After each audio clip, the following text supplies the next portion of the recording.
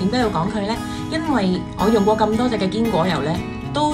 有一陣嘅油益味嘅，但係呢一隻呢就冇嘅喎。咁我就問翻啦，原來佢係用第一炸，咩為之第一炸呢？第一浸炸出嚟嘅堅果油，佢就係用嗰一浸啦，所以所有嘅養分啊最優質嘅。咁同時間呢，我除咗我哋搽面啦，溝落自己啲護膚品啊，譬如話啲 cream 啊、lotion 嗰度用之外呢，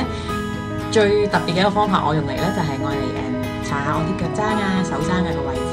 因為我哋成日着高踭鞋啊，或者手踭呢位可能鞋啊啲皮可能厚啲嘅時候呢，搽咗佢呢，可能你大概7至10日到，你會覺得嗰啲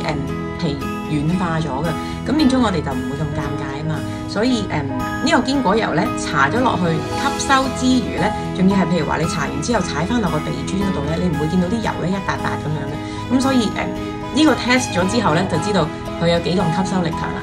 誠意推薦俾大家，唔係賣廣告。